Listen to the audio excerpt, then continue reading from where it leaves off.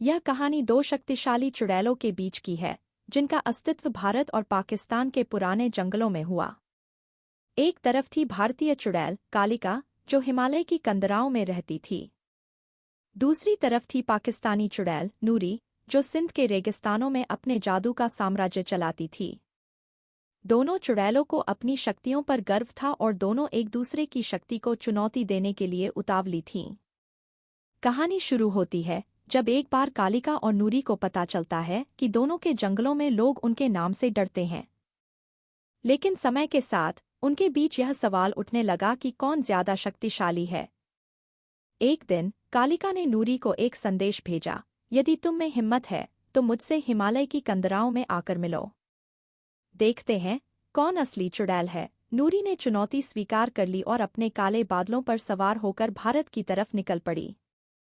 जब नूरी हिमालय पहुंची तो उसे कालिका पहाड़ की चोटी पर मिल गई। दोनों चुड़ैलें एक दूसरे को घूरने लगीं।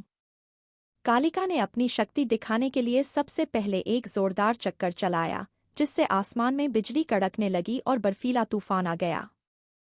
नूरी ने हंसते हुए कहा, यह सब तुम्हारी कमजोरियां हैं। देखो मेरी ताकत। उसने अपने हाथों से आग की लपटें निकालनी शुरू की, जिससे बर्फ पिघलने लगी और जल की नदियां बनने लगीं। दोनों चुड़ैलों ने एक दूसरे पर जादू के वार किए। कालिका ने पहाड़ की चट्टानों को उठाकर नूरी की तरफ फेंका, लेकिन नूरी ने हवा में उड़कर उन्हें टाल दिया। नूरी ने रेत के तूफान से कालिका को घेरने की कोशिश की, लेकिन कालिका ने अपने जादू से उस रेत को पानी में बदल दिया। लड़ाई का अंतिम चरण तब आया जब दोनों चुड़ैलों ने अपनी सारी शक्ति एकत्रित कर ली। कालिका ने एक बड़ा बवंडर तैयार किया, जो नूरी को खींचने लगा। नूरी ने भी अपनी जादुई शक्ति से आग की दीवार खड़ी कर दी। दोनों की शक्तियां आपस में भिड़ी और आखिरकार दोनों चुड़ैलों ने महसूस किया कि उनकी ताकतें बराबर हैं और इस लड़ाई का कोई अंत नहीं होगा।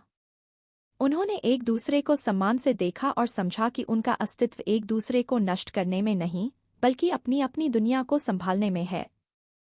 दोनों चुड़ैलों ने तय किया कि वे अब अपने अपने क्षेत्रों में लौट जाएंगी और भविष्य में एक दूसरे के साथ शांति बनाए रखेंगी। कालिका हिमालय की कंदराओं में लौट गई और नूरी अपने रेगिस्तानी साम्राज्य में। इस लड़ाई ने दोनों चुड़ैलों को सिखा दिया कि वास्तविक शक्ति अपने भीतर के संतुलन और समझ में है, न कि विनाश में।